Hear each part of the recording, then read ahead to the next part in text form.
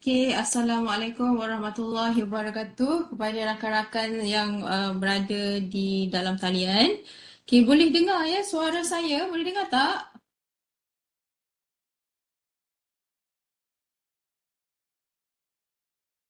Boleh dengar. Okey, baik. Baik ya. Jadi kita hari ini kita ada sedikit taklimat tentang audit yang akan berlangsung pada minggu hadapan.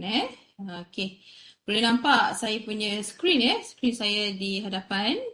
Jadi pada taklimat ini kita akan ada beberapa, kita ada dua penceramah kita iaitu Dr. Nur Suria binti Abdul Karim, Timbalan Ketua Audit ISO untuk sesi 2023 ke 2025 dan penceramah kedua kita adalah PM Dr. To Siu Wei, Penyelaras JK Quality FSM 2023. Jadi kalau anda boleh lihatlah di sebelah ni pun adalah attendance kita bagi awal-awal lah, tak ada masalah sebab kita nak sampaikan info yang penting untuk kali ni. Boleh scan lah jadi Dr. Surya dan Dr. To dah bersedia Sudah Dr.? Boleh, boleh. Baik, baik.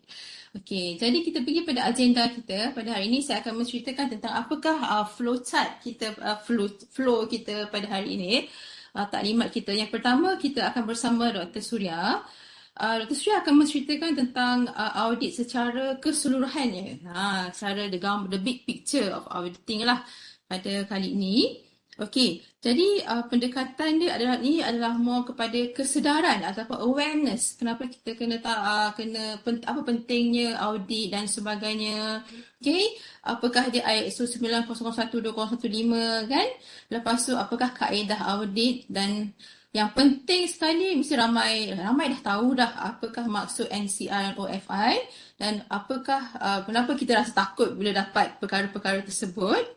Lepas tu kita ada dasar kualiti UPSI yang telah berubah dan perkara ini juga semua kena cakna lah. Kenapa kena cakna? Sebab takut ditanya oleh auditor. Ditanya, tahun lepas dengan tahun ni apa beza dasar kualiti? Kan? So ada perkara yang perlu anda semua cakna. Senarai bahan dan dokumen, tempoh, tarikh dan skop auditan dan auditan siring. Dan selepas the big picture dan itu kesedaran dan beberapa perkara yang terkini tentang ISO, kita akan ke Dr. To. Dr. To akan more kepada in-house, maksudnya dalam skop kita, fakulti kita. Jadi apa yang akan dibuat di fakulti kita, pelarasan di peringkat fakulti, persediaan dokumen auditan, apa benda, kat mana nak dapat borang-borang ni, semester yang terlibat. Diberitahu sekarang lah, terlibat ialah 221 dan 222. Jadi diploma tak terlibat tapi anda pun perlu menyediakan dokumen anda lah untuk diri sendiri lah, untuk simpanan peribadi. Tetapi dokumen terlibat adalah kita ada ISMP terlibat, Masters terlibat dan Pasca terlibat. Dan apakah lagi senarai semak semualah dari segi penganalisis wazahnya, penyelidikan, dokumen peperiksaan, fakulti dan pensyarah. Jadi kita pergi kita imbas kembali pada tahun lepas. Tahun lepas ini adalah audit kualiti dalaman ISO 901 pada tahun lepas itu remote audit. Jadi tahun lepas audit dalaman kita kena pada Oktober. Oktober, 3 dan 5 Oktober yang diketuai oleh Dr. Mazdi, PM Dr. Mazdi. Dan dapatan dia pada tahun lepas adalah 6 OFI dan 6 NCR. Apa dia OFI dan NCR? Nanti Dr. Surya akan terangkan ketidakkurannya lah. Maksudnya ada penemuan yang yang adalah penemuan yang perlu dibincangkan dan dicatatkan. Itu maksudnya. Dan laporan ringkas telah menyatakan bahawa kalau kita lihat ini laporan ringkas daripada auditor tahun lepas tentang perkhidmatan pendidikan di peringkat. Ini semua yang kita kena audit hari itu. Dan dikata kekuatan FSM adalah mempunyai pensyarah dalam pelbagai bidang kepakaran yang merangkumi pensyarah tempatan, antarabangsa dan sebagainya lah. Dia kata baguslah kita. Baik. Jadi tapi walaupun bagus macam mana pun kita tetap menerima penemuan audit iaitu 6 minor NCR dan OFI 6. Okey, jom kita imbas kembali pada tahun lepas. Apa yang kita kena tahun lepas Okey, kita tengok contoh. Ini adalah contoh betul Ini bukan tipu-tipu punya, betul-betul punya Contoh dia, okey, dari segi makmal. Okey, staf makmal apa yang dia kata diberi NCR. So NCR dia berat sikit berbanding OFI NCR berat. Jadi artinya dia ada dokumen yang ketidakakuran. Bagi staf makmal dia kata hari itu penemuan dia adalah kad QPA di makmal komputer dan makmal Bling, dia tak bercakap, kita tutup Tidak dikemas kini dan ditampal yang terkini. Kad oren juga tidak ditandatangani di makmal komputer. Jadi saya mohon untuk rakan-rakan makmal, lihat balik kad QPA tu, lepas tu tengok oren tu ditandatangani tak dan sebagainya. Ini adalah penemuan dia Sebab memang dia akan melawat tapak. Selain daripada dia melihat fail pensyarah dan pentadbiran, dia pun akan melawat tapak. Okay, kita lihat juga tentang NCR yang kedua. Ini contoh, ada banyak lagi tapi ini antara yang kita letak di sini. Dari segi pelajar, ini adalah kursus Pelajar bernombor matrik sekian-sekian tidak diberi surat amaran dan tiada surat dihalang menduduki pentaksiran akhir bagi kursus BLINK. Ini susun memang dia ada betul-betul punya nampaklah kursus dia kan. Cuma dia kata mana surat amaran dan tiada surat dihalang menduduki Dari tahun lepas masih lagi pentaksiran akhir Okey, kita lihat pula NCR seterusnya. Contohnya adalah dia kata bagi kursus BLINK, markah kerja kursus dan penilaian pembelajaran tiada dalam fail PDP. Dan sebab kita tengok senarai semak tu, dia memang kena letakkan berapa markah kerja kursus, berapa markah penilaian kan. Tapi bila dicek tak ada, dia terus letak sebagai NCR. Okey. Jadi lepas tu dia kata senarai beban tugas pensyarah untuk kursus BLINK tiada dalam fail BDP. Jadi memang kan senarai semak tu memang kena ada senarai beban tugas pensyarah. Kalau tak ada pun dia bagi dia NCR. Okey, jadi fail peperiksaan bagi kursus BLINK tiada dan tidak dapat ditunjukkan oleh pensyarah semasa proses audit dilakukan. Kan? Jadi so bila diminta oleh auditor, katalah dia telefon kita ataupun dia menghubungi kita untuk dia nak file peperiksaan, kalau kita dapat tu pun sebenarnya dia boleh deal dengan dia beberapa dalam tempoh mengaudit tu, tarikh tu kan, kita masih boleh tunjukkan kat dia kan. Janganlah terlalu gabra sampai kita pun tak boleh nak berfikir kan. Tapi boleh je, nanti lambat sikit nanti saya bagi tapi ada je. Okay. Okey, kemudian dari segi NCR, proses pelupusan komputer yang lama dari tahun 2008 masih tidak dilupuskan di makmal pelupusan. Okey, NCR seterusnya adalah bagi fail semester 212 tidak lengkap kerana yang S tu adalah kursus S BLINK. Tiada arahan tugasan, tiada kehadiran pelajar, laporan pemantauan ke-8 tak ada, tiada kertas ujian dilampirkan, semakan arah tugasan tak ada. Okey, itu contoh NCR. Kita lihat pada OFI, Opportunity for Improvement So dia kata bila dipanggil, anda dipanggil untuk ditemuduga kan. Ni dia akan panggil lah siapa-siapa pensyarah yang dia rasa dia nak temuduga. Dia akan bagi dia akan bagi satu, dia tahu kan list pensyarah jabatan kan. Nanti dia pick je lah siapa-siapa. Dia pick siapa-siapa dia suka. Nanti dia akan panggil untuk interview dan antara penemuan OFI adalah pengetahuan tentang kod kursus di mana dia mencatatkan sini bahawa pensyarah tidak mengetahui makna setiap kod kursus seperti BLINK. Okey, nanti kita cuba pergi sana lagi. Okey, satu lagi adalah OFI adalah penyeliaan latihan mengajar. Laporan penyeliaan latihan mengajar BLINK tidak lengkap daripada aspek tingkatan masa dan tarikh. Pelajar bernama BLINK dan masa dan tarikh sekian-sekian. Okey, penyeliaan pensyarah terhadap latihan mengajar terlalu ringkas. Catatan yang dibuat oleh pensyarah, contohnya pada aspek sikap dan sasiah ditulis baik sahaja oleh pensyarah. Okey. Okey, dari KLOM pula, penilaian berkaitan KLOM khusus untuk semester 1 telah diisi, tapi terdapat pensyarah yang tidak mengisi untuk khusus mereka. So, jabatan apa dia akan highlightkan jabatan tersebut. Kan sekarang ni, bila KLOM je semua kena isi kan dah kan sekarang ni. Okey, jadi ada perkara-perkara yang dia akan semak. Ni KLOM dia buka sistem hari tu untuk yang tahun lepas punya. Okey. Jadi inilah contoh penemuan sebenar yang kita appearkan sini supaya rakan-rakan tahulah apa kategori macam mana NCR dan OFI supaya ia tak berulang. Okay? Okay, jadi mungkin ada yang tanya, kat mana nak dapat info-info ni So, info-info ni dia pelbagai sumber. Salah satu sumbernya adalah di laman web FSM sendiri. Anda boleh lihat kalau anda downloadkan program dekat buku program kan, dekat buku program kat situ pun dah banyak info-info yang terkini jugalah Lepas tu dekat laman web BCA pun adalah kaedah universiti, garis panduan dan sebagainya. Kat situ pun kita boleh baca. Okay. Dan mungkin kalau ditanya tentang macam mana nak sediakan soalan peperiksaan, kita pun ada di BCA, garis panduan penyediaan soalan peperiksaan dan sebagainya. Okey, jadi contoh yang OFI yang saya tunjukkan tadi adalah contoh dia kata pensyarah baru yang tidak mengetahui apakah maksud setiap kod. SFE 1013 contoh Electronic Technology. So S adalah mewakili fakulti kita huruf S. Kalau fakulti FPM dia jadi huruf K. Jadi anda semua kena cakna lah perkara sebegitu. Okay, kalau bidang kalau fakulti FPE dia jadi huruf P. Itu perbezaannya. Dan yang nombor huruf yang kedua adalah bidang. So kita ada F fizik, B bio, K kimia, M matematik dan S bagi sains. Dan E adalah sub bidang, elektronik ke, ada A, kita ada U, umum, kita ada T, teknologi Dan satu kan nombor huruf kan ada 4 angka. Satu adalah peringkat diploma. Manakala 3 adalah peringkat degree. Dan jika ditanya 2, apa dia? 2 ada Contoh SFE 2013, contoh saja.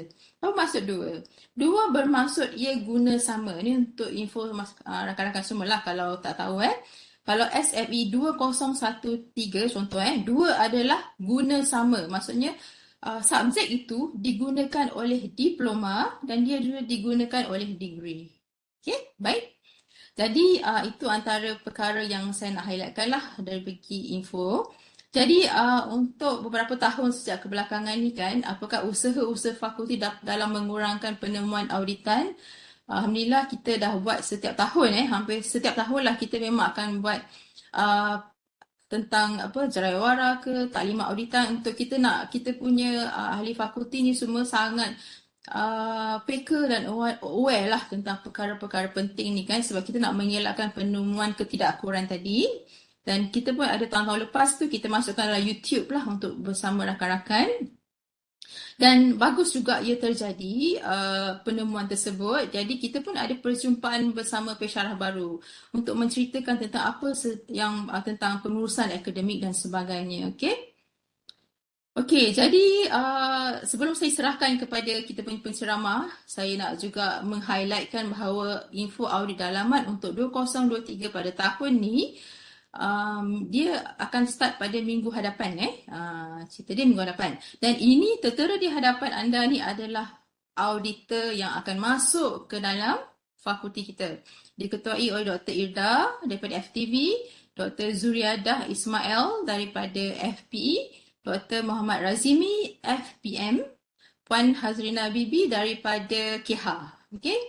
Dan jika kita simak kalender kuda kita, ni kalender kuda kita So anda semua akan lihat bahawa dia akan masuk audit dalam dari 21 hingga 1 hari bulan. So ada 2 minggu di mana 21 adalah minggu hadapan dan satu lagi minggu ialah minggu cuti sekolah. Itulah pasalnya bahawa mereka akan datang masuk pada 28 dan 29 hari bulan. Okey?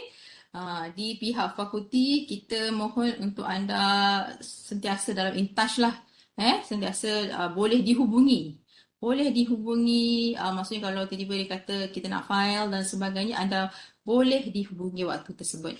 Okey, 28 dan 29 sekali lagi saya ingatkan adalah tarikh bagi audit dalaman FSM. Baik.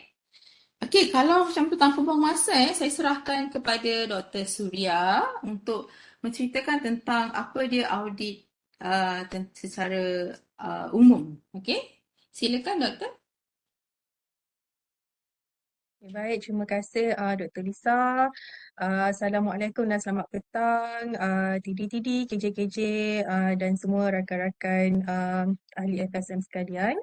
Jadi sebelum mula saya nak share screen dulu. Boleh nampak dah ke? Tidak lagi kan? Sekejap. Boleh nampak dah ke? Dah. Boleh, Dr. Okey. Okey, Alhamdulillah. Baik, terima kasih. Okey, jadi insyaAllah petang ni saya akan cerita sikit berkenaan dengan serba-serbi, berkenaan dengan ISO. Tapi saya yakin rata-rata di kalangan kita memang dah tahu dah sebenarnya. Jadi mungkin apa yang saya cerita ni sekadar macam kita flashback balik, nak revise sikit kan. Sebab saya rasa memang tiap-tiap tahun memang kita dimasuki oleh juru audit dalam dan tiap-tiap tahun setakat ni memang UPSI sendiri dikunjungi oleh juru audit SIRIM. Jadi memang kita dah biasa dengan istilah-istilah dan juga sebenarnya kita memang dah tahu dah apa sebenarnya ISO 91 2015 yang sentiasa diperdengarkan di telinga kita kan. Cuma kita petang ni kita revise sikit lah, insyaAllah tak lama lah, insyaAllah. Jadi seperti yang Dr. Lisa tunjukkan tadi juga, saya punya kerangka untuk apa yang saya nak cerita petang ni tak banyak, insyaAllah. Walaupun nampak banyak 11, tapi tak banyak, sikit je. Jadi yang pertama berkenaan dengan ISO 9001, apa dia? ISO 9001 adalah berkenaan dengan sistem pengurusan kualiti. Inilah yang diamal-amalkan kepada kita daripada dulu lagi. Cuma kita biasa nampak dalam ada lagi satu nombor, 9001 2015. So apa dia 9001 2015?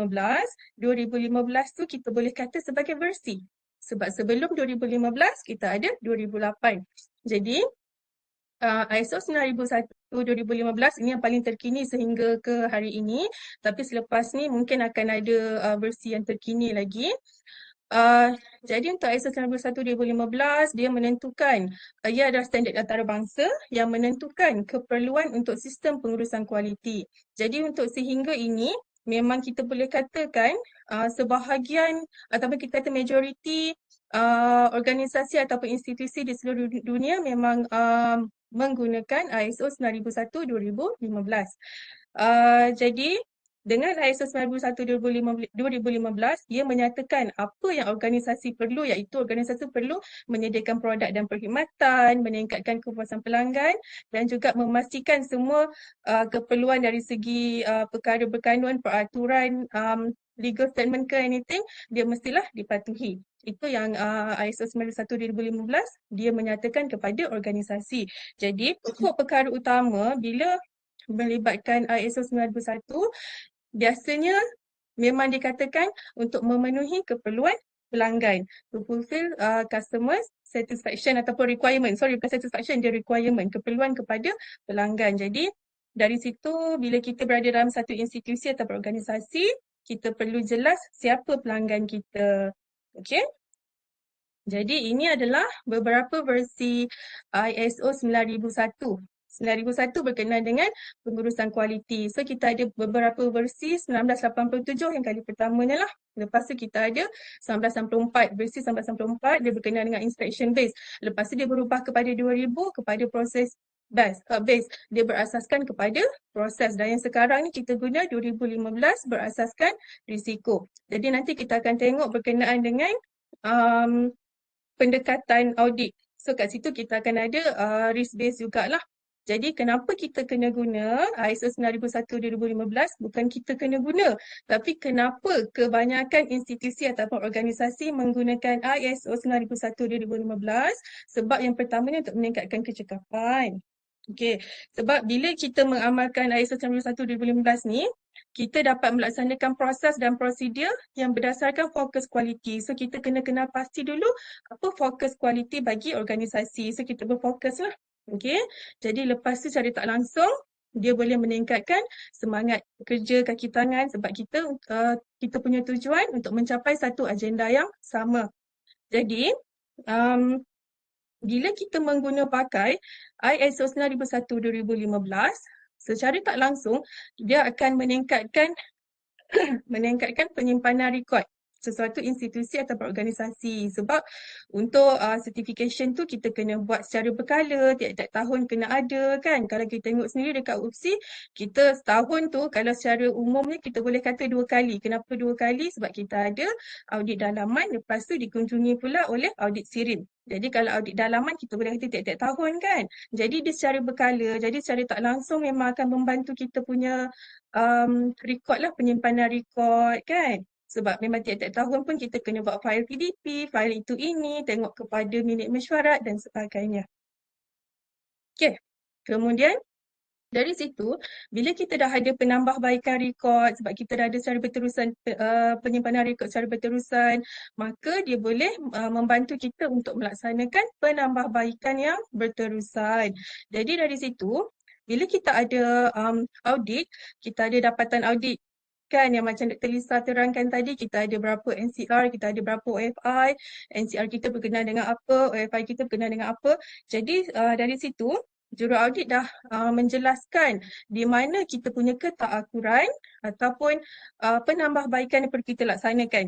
Maka dari situ kita boleh melaksanakan penambahbaikan supaya perkara yang kita tak patuh, kita boleh patuh. Perkara yang kita nampak macam ada kekurangan, kita boleh tambah baik di situ. Okey? Jadi, bila kita ada penambahbaikan berterusan, maka ianya boleh memperkukuhkan keupayaan organisasi. Maka kita punya stakeholder, kita punya customer akan nampak kita committed dan juga kita berkualiti untuk memberikan perkhidmatan yang terbaik yang kita ada. Okey? Dan maka secara tidak langsung ia akan meningkatkan imej organisasi. Okey? Jadi ini yang saya kata pendekatan audit tadilah. Okey, untuk ISO 9001:2015 kita guna pakai 2 pendekatan audit. Yang pertama PDCA, Plan Do Check Act. So saya yakin dekat sini di kalangan kita ramai memang rata-ratanya dah jelas apa dia PDCA. Tapi saya ulang baliklah ya. P adalah plan, kita rancang. Kita punya perkhidmatan, kita punya produk. Pokok utama kita di fakulti, produk kita adalah menghasilkan graduan sebab kita selaku UPSI sebagai penyampai akademik, program akademik. Jadi kita kena rancang apa yang kita perlu lakukan, macam mana proses kerja dia. So kita kena rancang macam mana dengan tenaga kerja yang diperlukan, bahan-bahan ataupun sumber-sumber yang diperlukan bagi memenuhi, bagi menghasilkan apa yang kita nak hasilkan iaitu graduan kita kan. So kita rancang. Bila kita dah rancang, kita kena do, kita buat. So kita buat berdasarkan apa yang kita rancang. Selepas kita buat, kita kena check. Dia macam kita kena tengok balik, adakah apa yang kita laksanakan tadi seperti yang kita rancang. Ada tak perkara yang kita rancang tapi kita tak buat. So kita itu adalah pada fasa check. Okay? Selepas check, kita kena act. Kita kena ambil tindakan. Bila kita dah check tadi, kita dapati ada kelompongan, ada kekurangan, so kita kena ambil tindakan. Ataupun kita nampak ada macam dalam sesuatu proses kerja tu, dia dah memenuhi rules dia. Tetapi bila kita tengok ada amalan terbaik yang kita boleh laksanakan bila kita buat penanda arasan dan sebagainya, maka kita boleh, itu adalah pada fasa act. Okay, selepas act dia tak berhenti setakat tu, dia patah balik kepada plan. Kita kena rancang balik sebab tujuan dia di akhirnya nanti adalah untuk fulfill customers requirement. Adakah memenuhi keperluan pelanggan kita tu. Okay. So ini adalah yang pertama, pendekatan yang pertama. Seterusnya pendekatan yang kedua adalah pemikiran berasaskan risiko. So ini dia berlanjutan daripada yang terlajak. Yang ini. So kalau kita tengok ISO 9001:2015 dia berasaskan risiko. Okay. So bila berasaskan risiko dekat situ, kita akan melihat kepada sebarang risiko yang mungkin timbul daripada proses kerja kita. Tetapi dia bukan sekadar risiko dalam bentuk yang negatif sebab risiko juga boleh jadi dalam bentuk positif. Okay. So kita ada 2 perkara, risiko dan peluang. So yang risiko adalah kesan ketidakpastian. Ketidakpastian tersebut dia boleh mempunyai kesan yang negatif ataupun positif. Dan dari situ, dan pemikiran berdasarkan risiko juga kita guna pakai satu lagi terma dia adalah peluang. Iaitu Saya salah ni. Dia bukan sisihan positif yang timbul daripada peluang. Sisihan positif yang timbul daripada risiko. Itu Okey, jadi dalam memenuhi ISO 9001/2015, sesuatu organisasi dia perlu merancang dan melaksanakan tindakan untuk menangani risiko dan peluang. Rancang tindakan dan seterusnya laksanakan tindakan untuk apa? Untuk tangani risiko dan peluang. So sebenarnya apa yang kita laksanakan sehari-hari dalam kita laksanakan proses kerja kita untuk memenuhi objektif dan juga kualiti UPSI, memang kita laksanakanlah semua perkara ni. Okey? Jadi untuk audit, kita guna pakai beberapa kaedah. So yang pertama, semakan dokumen ataupun rekod. Yang kedua adalah pemerhatian. Yang ketiga, temu bual. Yang keempat, penilaian rekod, dokumen ataupun laporan. Jadi kalau yang kurang jelas apa dia kaedah audit ni adalah kaedah yang juga dipakai oleh juru audit bila dia datang audit kita.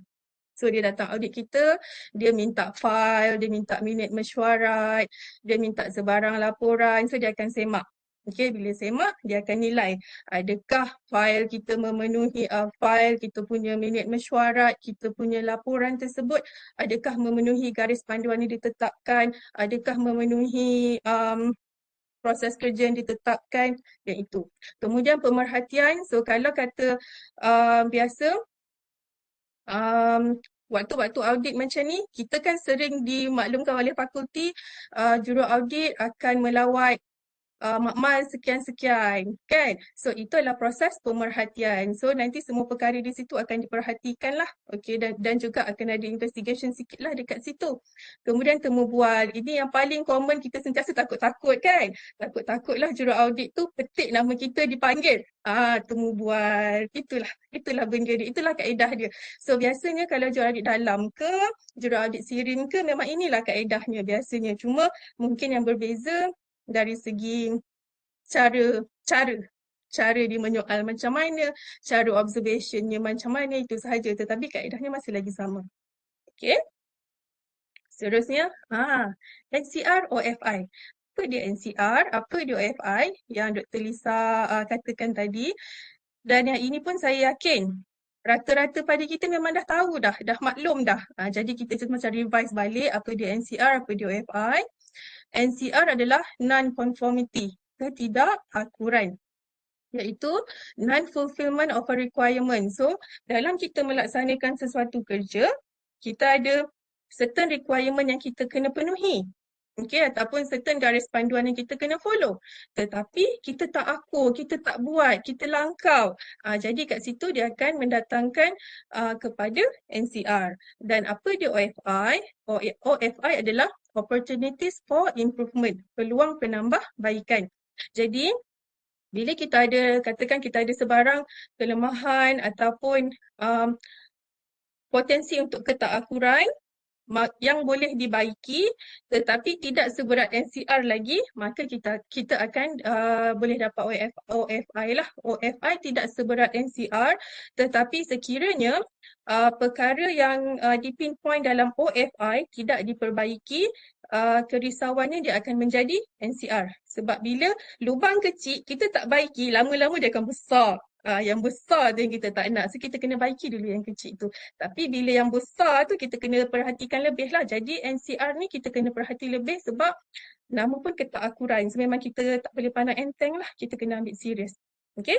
Jadi kalau macam di fakulti, apa NCR? NCR dia selain daripada apa yang Dr. Lisa cerita tadi kan. So pertama kena dengan proforma. Macam kita sebagai pensyarah, proforma mainkan peranan penting lah sebab proforma adalah perkara yang kita janjikan kepada pelajar untuk pelaksanaan satu semester kita punya PDP tu kan. Jadi pelaksanaan PDP adakah selaras dengan proforma? Adakah pelaksanaan assessment selaras dengan apa yang kita janjikan dalam proforma dan adakah assessment kita boleh mencapai CLO? So perkara-perkara yang macam tu boleh menjurus kepada NCR dan juga my portfolio. Kan awal tahun tadi kita bertungkus lumus buat my portfolio kan, ingat lagi kan? bertungkus lumus buat My Portfolio. Jadi, My Portfolio dia akan sekiranya tidak dipatuhi, maka dia akan boleh memberikan kita peluang untuk dapat NCR. Sebab My Portfolio adalah arahan daripada um, JPA supaya setiap anggota awam, minta maaf, pekerja di sektor awam perlu menyediakan My Portfolio. Sekiranya kita tak laksanakan, memang kita akan dapat NCR lah. Okey. Seterusnya adalah, saya kena laju sebab doktor tu nak cakap pula lepas ni. So, dasar kualiti. So, saya tak nak cerita apa dia dasar kualiti, memang kita semua dah tahu. Cuma untuk yang terkini, kita ada dasar kualiti yang baru. Sebelum ni kita ada yang warna macam oren-oren tu kan. Sekarang kita dah ada warna biru purple ni.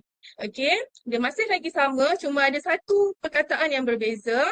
Kalau sebelum ni, dia adalah UPSI beriltizam menjadi Universiti Bitara dalam pemberian. Sebelum ni pemberian, sekarang kita gunakan perkataan penyampaian. Tetapi pokok pangkalnya adalah kita selaku staf di UPSI, kita kena jelas berkenaan apa dasar kualiti UPSI.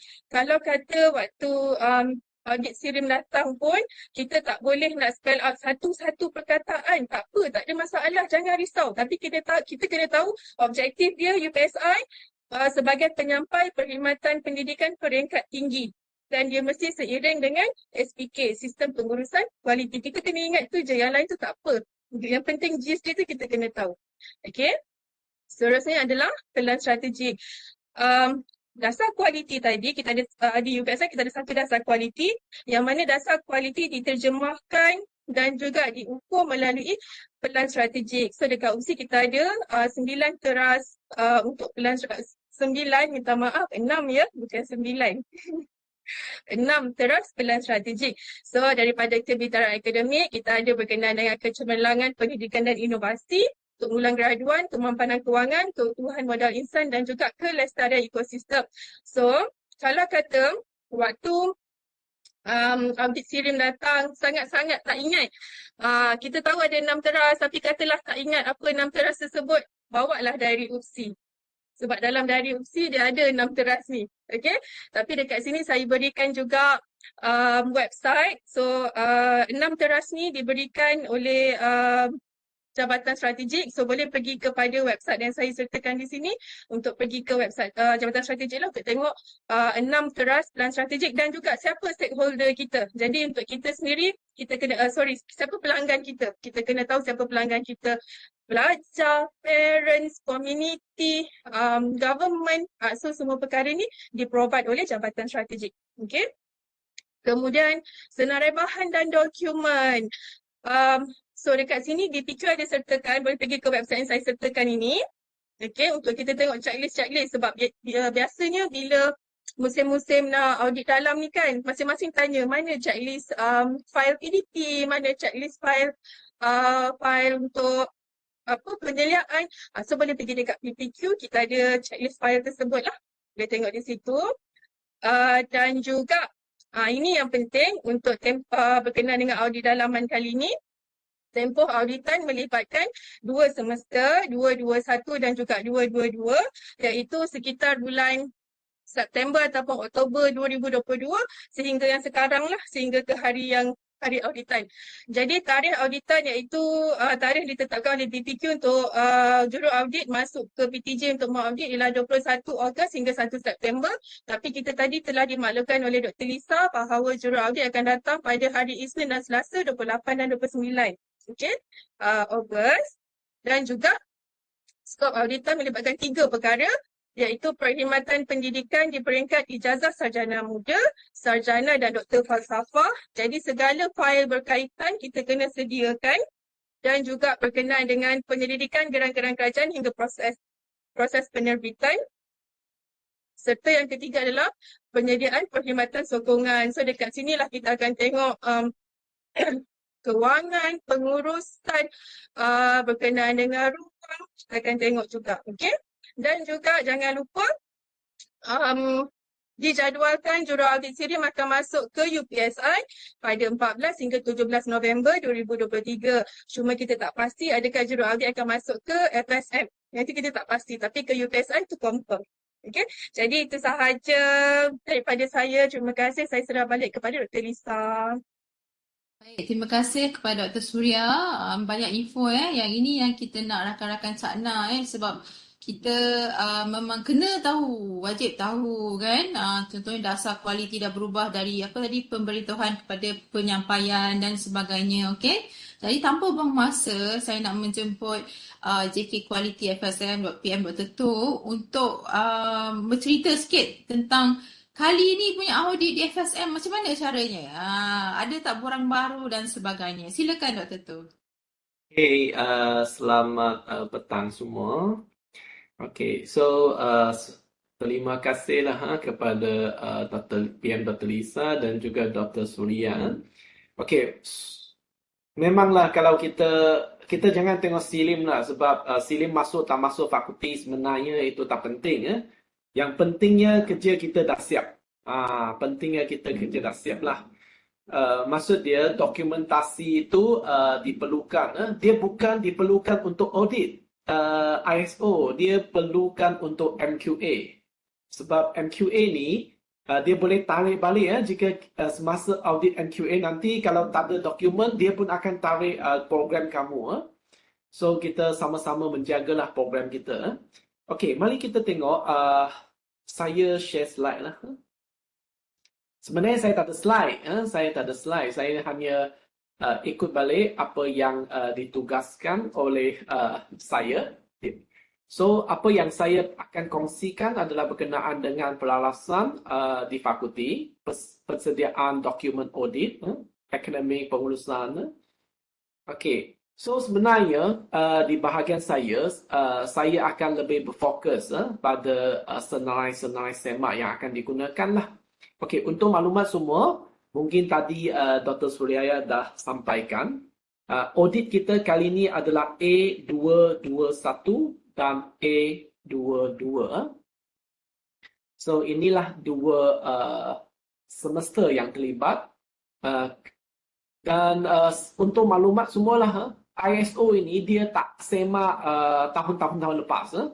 Maksud dia hanya semak tahun semasa yang ditetapkan oleh BPQ lah. Maksud dia BPQ kata dia mula untuk tahun ni. Maksud dia yang akhir sekali semakan mereka berhenti pada bulan 9 kan. So dia akan mula bulan 9 hingga sekarang. Dia macam itulah ceritanya. Okey. So mari kita seperti yang tadi Dr. Sulaya kata, kita perlu sentiasa pergi ke BPQ website. Ini sangat penting lah. Sebab kita boleh dapat maklumat tentang sistem pengurusan kualiti kita. Contohnya dasar kualiti dan sebagainya.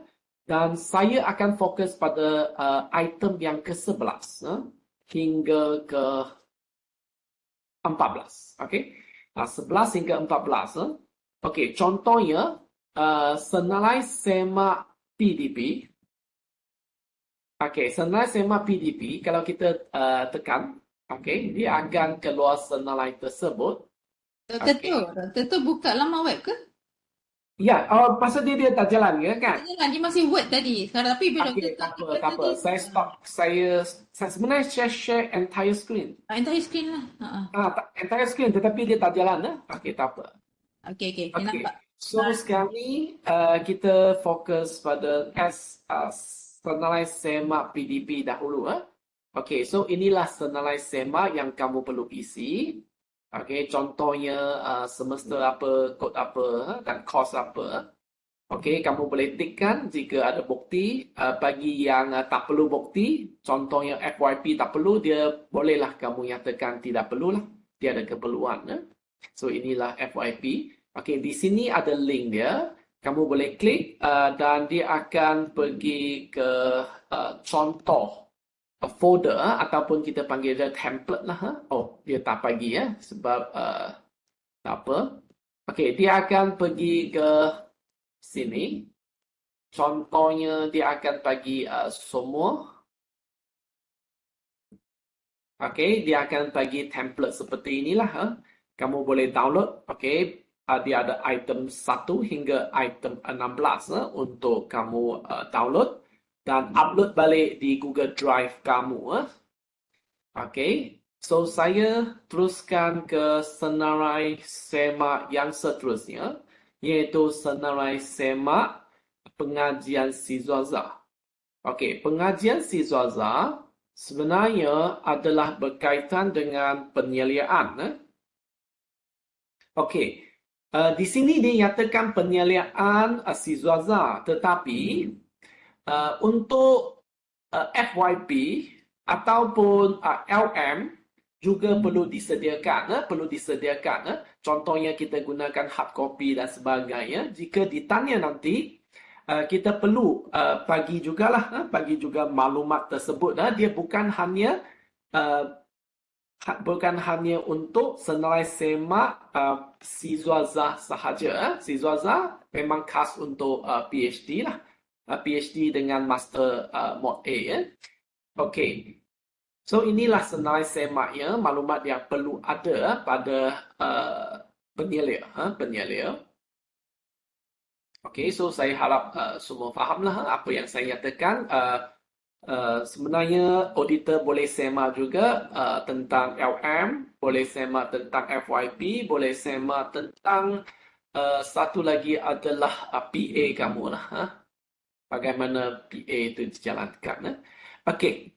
So kita tengok balik yang senarai ketiga adalah tentang senarai semak penyelidikan. Okey, so saya pun dah download siap-siap. Senarai semak penyelidikan. Okey, kalau kita tengok senarai semak penyelidikan, okey, so untuk menyenangkan kamu, okey, contohnya saya akan sediakan Google Drive lah. Tetapi ada pensyarat kata dia tak nak, dia nak hard copy pun tiada isu. Yang penting pada akhirnya kamu boleh tunjuk bukti kamu telah buat. Bagi saya memang saya gunakan Google Drive lah. Okey, so kamu perlu sediakan semua. Okey, dari 1 hingga ke 13. Okey, dan tak semestinya semua ada. Contohnya memo tamat, belum tamat mana ada lagi kan. Tetapi kamu boleh sediakan folder dia tersebut dululah. Okey, contohnya yang saya buat, bolehlah saya pergi ke contoh. Ada tak contoh? So, saya perlu pergi ke My Drive dulu.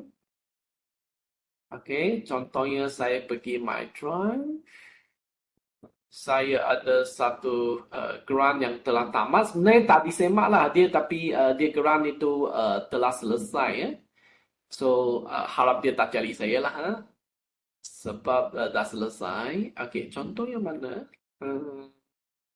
Grant. Tiba-tiba dia pergi mana? Sebab DDA minta saya lah tunjukkan contoh kan. So saya pun tunjukkan contoh. Contohnya saya ada grant ratio, ada upload, lepas tu senarai semak. Ya. Okey, so saya pun sediakanlah senarai semak file my grant. Okey. So bila klik, dia adalah 1 hingga ke 13 itu. Bolehlah kita klik-klik. Contohnya saya klik 13. Oh, ada. Maksud dia tak tamat. Selesai. Okey. So, itulah yang saya sediakan lah. Okey, so kita balik ke tengok yang seterusnya adalah senarai semak dokumen peperiksaan. Ini saya mintalah semua ambil perhatian. Sebab senarai semak ini dia mulai A221 kan. Kalau tak silap saya A221. Okey, so apa yang perubahannya adalah dimaklumkan oleh BHA ya. Kalau kita tengok balik email, dia ada bagi berkala lah, secara berkala, iaitu berkenaan dengan peperiksaan. So saya pun rasa bertanggungjawab lah untuk bacakan lah. Saya bacakan je tau, apa tak buat itu bukan urusan saya. So memang tanggungjawab kita sendirilah. Okey. So kita tengok balik senarai senarai semak dokumen peperiksaan pensyarat. Perubahan yang telah berlaku adalah pensyarah hanya perlu simpan 5 item ini sahaja. Okey, soalan peperiksaan akhir, skema jawapan, okey, JSU, okey, garis panduan penyediaan soalan peperiksaan, okey, dan akhir sekali adalah surat untuk menyediakan soalan peperiksaan akhir. Okey, ini yang perlu disediakan oleh pensyarah lah. Okey, apa yang fakulti perlu beri perhatian? Fakulti bermaksud jabatan lah, jabatan perlu ambil tanggungjawab tersebut. Saya harap telah berlaku lah. Kalau tak berlaku, perlulah berusaha untuk melakukan dia lah. Okey, so senai sema dokumen peperiksaan fakulti. Okey, kalau sebelum ini mungkin kita akan nyatakan rekod borang laporan modelasi sebenarnya perlu disimpan oleh pensyarah. Tidak, dia perlu berada di jabatan ataupun fakulti lah. Kalau fakulti yang simpankan semua perlu ada di fakulti ataupun simpan di jabatan. So perlu ada ketetapan itulah. Okey, rekod senilai pemeriksa khusus. Okey. Lepas tu ada rekod salinan, soalan peperiksaan akhir, asal dan soalan yang telah ditambah baik. Sebenarnya ini saya pun sedang simpan lah, so kita mungkin perlu hantarlah ke jabatan untuk simpan dekat tempat yang berkunci. Okey, borang pengesahan penyerahan soalan peperiksaan. Okey, rekod vetting markah. Okey, fail mesyuarat jawatan kuasa peringkat fakulti. Rekod pengurusan keselamatan. Okey, jika ada berlaku pelupusan soalan. Rekod layuan, semak semula. Okey, kalau ada pelajar dia bayar, sekarang dah mahal. Dulu saya 50, sekarang mungkin dah 100 lah. Sebab semua barang naik kan. Okey, lepas tu ada rekod simpanan ujian. Okay, so saya rasa dah hampir berakhir sesi saya. Okay, so dah tunjuk contoh. Okay, so saya ingin menekankan apa yang perlu berlaku pada semester ini. Fakulti sediakan satu Google Drive untuk penyelaras fakulti jabatan. So, fakulti penyeras kualiti jabatan dia perlu bagilah satu Excel file, perlu bagi satu Excel file yang ada link bahan PDP. Okey, dan masuk ke dalam Google Drive fakulti supaya nanti auditor datang dia hanya klik kalau dia nak sema dia klikkanlah mana file PDP yang dia ingin nak audit. So apa yang perlu ada dalam folder PDP? Okey, research. Okey, kalau research senarai akan disediakan oleh TDPI dan PTPO dia lah, PTPO dia lah. Okey, auditor akan memilih secara cabutan dan akan hubungi individu, okey, ataupun pemegang geran. Okey, penyeliaan termasuk ISMP, sarjana dan PhD.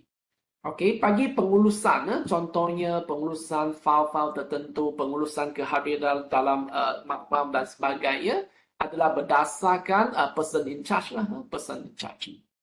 So, staff akademik perlu sediakan bahan dalam drive sendiri masing-masing dan ini perlu pastikan general access menggunakan UPSI dan set sebagai viewer supaya dia tak kacau lah, dia tak delete file kamu ke, tertarik ke file mana-mana ke. Okey, dan isi link dalam Excel sheet jabatan. So inilah contohnya general access, kita set UPSI dan sebagai viewer. Okey, so saya serahkan kepada Dr. Lisa. Okey, baik. Jadi saya rasa jelas apa yang dibincangkan pada hari ini dari segi Dr. Surya dan Dr. To. Jadi tindakan macam Dr. Tu cakap lah saya mohon ketua-ketua jabatan mungkin di jabatan masing-masing ada dipanggil penyelaras ISO jabatan. Jadi bolehlah mula gerakkan untuk mengcompile link 211 dan 221 222. Okey, baik. Okey, jadi kalau ada pertanyaan, saya bukalah kepada sesiapa yang nak bertanya. Ya, sebab kita jam 4 kita dah nak berhentilah. Okey, silakan jika ada soalan kepada panel kita. Ketua penceramah kita.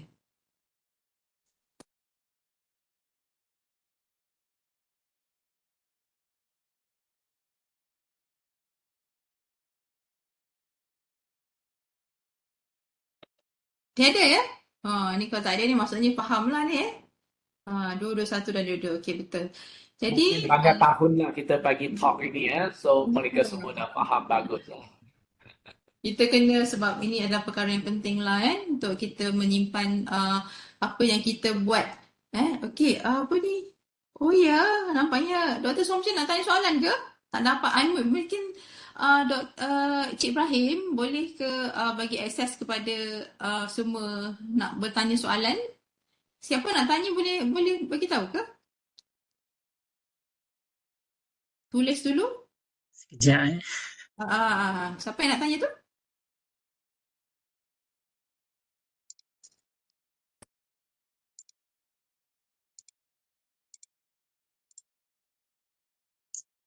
Okay, Dr. Lisa ada dalam chat box dah ada dalam chat box ada. Okey, baik. Saya bacakan. Okey, bagi kursus yang tiada peperiksaan 100% kerja kursus, apakah perkara-perkara yang perlu dimasukkan ke dalam fail peperiksaan? Okey, Doktor Tu silakan. Kalau tak ada, dia tak ada final, Doktor. Apa tu? Mana-mana. Bagi kursus yang tiada peperiksaan 100% kerja kursus, apakah perkara sama je.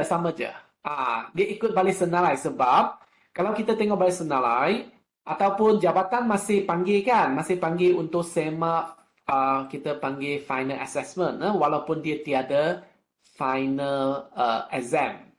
So itulah yang dimaksudkan. Maksud dia file untuk final assessment juga diperlukan lah. Okey, Doktor. Soalan kedua, fail peperiksaan perlu diupload ke Google Drive fakulti? Okey, ini sebab dia melibatkan saya panggil dia sulit lah, perkara yang sulit. Okey, so saya jabatan lah perlu buat keputusan dia sendirilah. Kalau dia nak ada folder, saya harap dia adalah kunci lah. Maksud dia ada password dia sendiri. Maksud dia perlu lock. Bila Simpanlah sampai diminta. bila dia auditor minta kita baru panggil lah. Macam tahun lepas tu kan memang ada penemuan NCR macam saya cakap tadi kan. Dia kata fail satu kursus tiada dan tidak dapat ditunjukkan oleh pensyarah semasa proses auditan dilakukan. Kan dia tak sediakan. Dia hubungi orang tu, dia kata saya nak boleh saya dapatkan link untuk tu, tak boleh okey. Jadi simpan masing-masing lah. Okey, saya elok macam tu lah, macam tahun lepas lah. Kita hanya PDP sajalah yang anda kumpulkan, kita kumpulkan. Okey. Right, jadi selamat petang. Boleh saya tahu apa yang perlu simpan dalam file PDP? Item, record, assignment, submission. Okey, saya tunjukkan contoh ya. Okey, kalau saya buat bolehlah ada dua kaedah lah, ada dua kaedah. Satu kaedahnya saya gunakan begitulah kalau saya gunakan Google Drive. Ini adalah contoh pelajar M22 hantar assignment 1. Ini adalah kaedah lah, salah satu kaedah. Ataupun menggunakan My Guru pun boleh, tidak ada masalah. Screenshot submission tu pun boleh dekat ni. Ya, contohlah ini contoh. Boleh nampak kan data ni lah. Kita pun buat macam ni. Tapi ada orang macam dia screenshot kan, kita kan buat tapak assignment dekat My Guru kan, ada screenshot tu. Boleh juga. Boleh juga. Macam Dr. Surya kata boleh.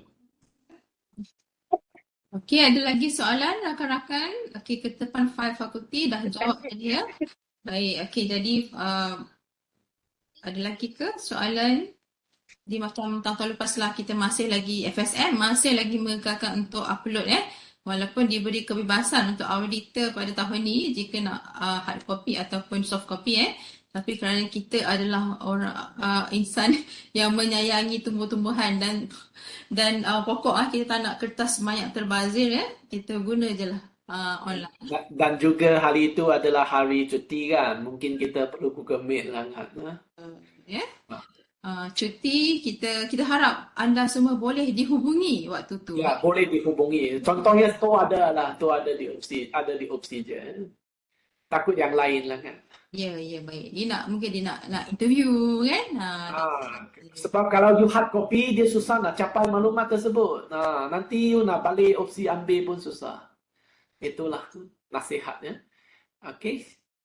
Okey, ada soalan lagi? Okey, dari Dr. Nila. Kalau ada assignment hard copy and soft copy, adakah saya perlu convert hard copy pada soft copy? Yelah doktor, macam tu lah. Kalau boleh tangkap gambar ke kan, janji ada bukti doktor. Itu je. Kecuali doktor kata, alah saya tak, ni datang je lah kat dia. Kadang bila dia call tu kan, dia bagi link, mungkin dia nak tu, pergi berjumpa dia. Selalunya dia akan ada dekat fakulti. Kita akan setkan dia satu bilik, tiga auditor, 4 auditor ni dia akan duduk satu bilik. Dia akan semak semuanya. Jadi apa dia, semua assignment atau 3 assignment saja assignment yang ada lah. Dia nak tengok dekat senarai semak yang dia nak. Senarai semak tu dia ada semuanya. Okay.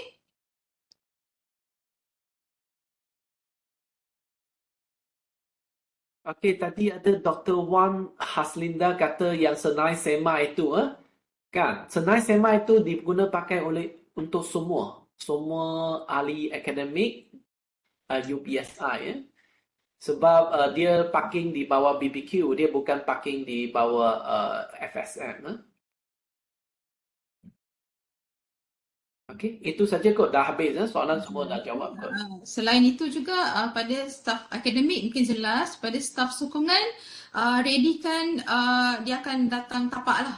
Visit site tu memang dia akan pergi lah semua bengkel-bengkel dan mak bengkel dan makmal kan, dia akan pergi. Okay, Cik Faruna, bagaimana dengan pemilihan makmal yang diaudit? Adakah datang dari pihak audit itu sendiri atau dari peringkat awal fakulti dah menamakan dari awal atau select makmal yang dapat menyelamatkan audit itu sendiri? Okey, cerita dia, ini saya beritahu pengalaman saya. Selalunya kita jabatan, ketua jabatan akan berikan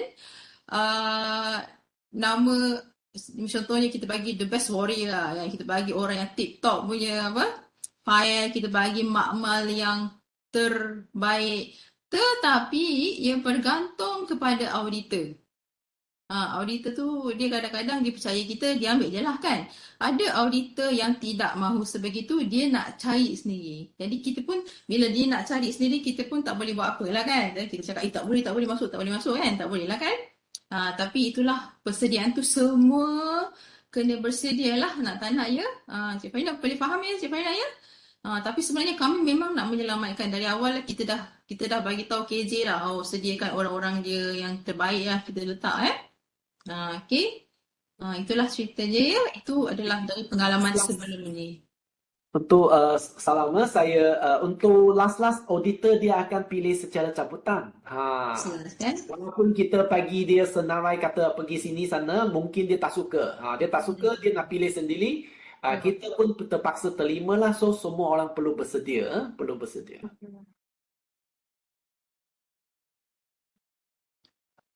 Okey, habis soalan ni. Adakah keempat-empat senarai semak? Itu tadi dia private, dia hantar ke tempat saya, so saya pun post lah di sini Baik, okey baik.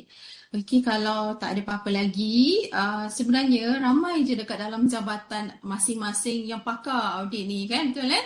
Dr. Surya, Dr. Tun ni antara pakar, tapi ramai lagi lebih pakar. Dan sebenarnya kita boleh je bertanya kepada penyelaras jabatan masing-masing pun. Ni semua orang ada info dekat fingertips je Sebab kita ni kena audit je kan. Jadi sebenarnya kita pun dah pandai sikit-sikit. Kita boleh rujuk lah juga mereka. Okay? Okay, kalau tak ada apa-apa lagi, saya ucapkan terima kasih kepada semua yang hadir pada hari ini. Ya, terima kasih sangat pada yang hadir kerana kita Dr. dapat Lisa, boleh saya Oh, tambah maafkan saya. sikit? Ya, silakan. Untuk waktu tempoh auditan nanti, saya mengharapkan juga supaya kita semua dapat dicapai lah.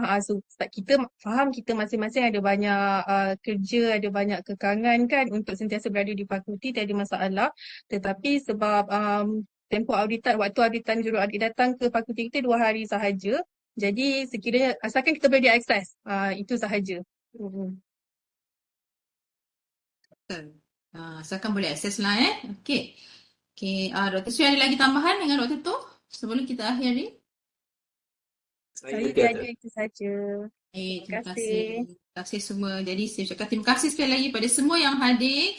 Moga kita pada kali ini hasrat kita supaya kita ada OFI pun tak ada, NCR pun tak ada. Kita berharap sebegitu Tetapi ini semua adalah penemuan ni macam saya pernah pergi taklimat Dr. Surya, Dr. Yohanis kan pun cakap juga bahawa kadang-kadang benda yang dijumpai ini kadang-kadang ada yang positif, ada yang negatif. Betul kan? Okay. Betul. Dijumpa benda yang bagi kita sebenarnya tak bagus tapi sebenarnya bagus untuk kita kan. Okay, baik. Peluang. Okey, baik. Terima kasih semua. Assalamualaikum warahmatullahi wabarakatuh. Terima kasih.